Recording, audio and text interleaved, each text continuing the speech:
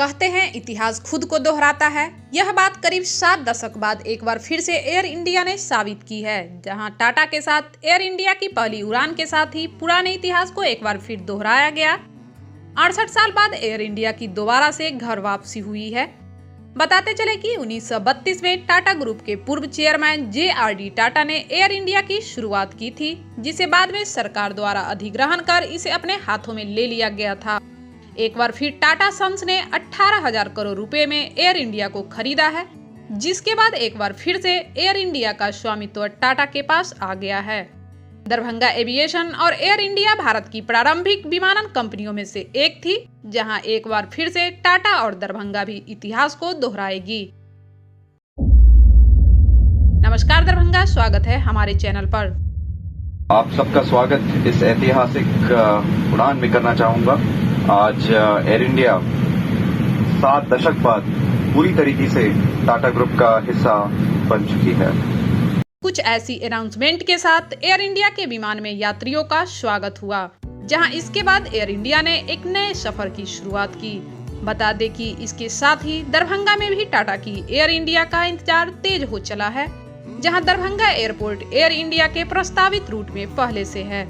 मालूम हो कि दरभंगा से हवाई सेवा शुरू करने को लेकर एयर इंडिया और गो एयर की टीम पहले ही दरभंगा एयरपोर्ट का दौरा कर चुकी है। दरभंगा में दिलचस्पी दिखा चुकी एयर इंडिया को वायु भवन और एयर अथॉरिटी से परमिशन का इंतजार है।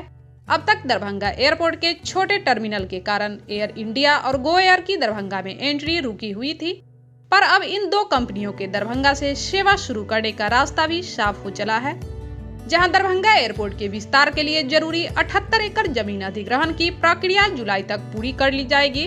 वहीं इसी बीच दरभंगा एयरफोर्स स्टेशन पर ही मौजूदा टर्मिनल के बगल में अतिरिक्त 2.4 एकड़ जमीन को लीज पर लेकर तत्काल अस्थायी टर्मिनल के विस्तार की प्रक्रिया पूरी की जाएगी, जिसके बाद दरभंगा एयरपोर्ट पर एयर इंडिया का ऐतिहासिक तौर पर आगमन होगा।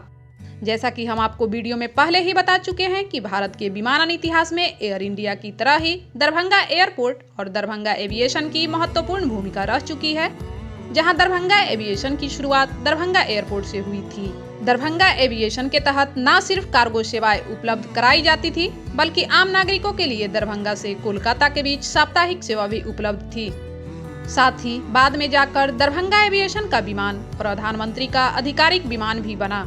दरभंगा और एयर इंडिया में एक खास समानता है कि दोनों ने ऐतिहासिकता को एक बार फिर से जीवंत किया है, जहां हाल में ही दरभंगा एयरपोर्ट ने भी इतिहास को दोहराया था, जब 8 नवंबर 2020 को दरभंगा एयरपोर्ट पर फिर से नागरिक सेवाओं की शुरुआत हुई थी।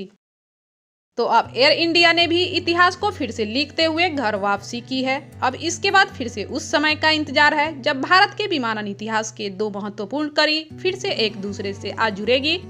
इसको लेकर एयर इंडिया अपनी रुचि पहले ही दिखा चुकी है, तो वहीं मिथिला सहित नेपाल और आसपास के लोग भी एयर इंडिया के दरभंगा में आगमन को लेकर पलके बिछाए बैठे हैं। तो ये थी हमारी आज की विशेष खबर। ऐसे ही खबरों को पाने के लिए जुड़े रहे हमारे चैनल दरभंगा सिटी के साथ।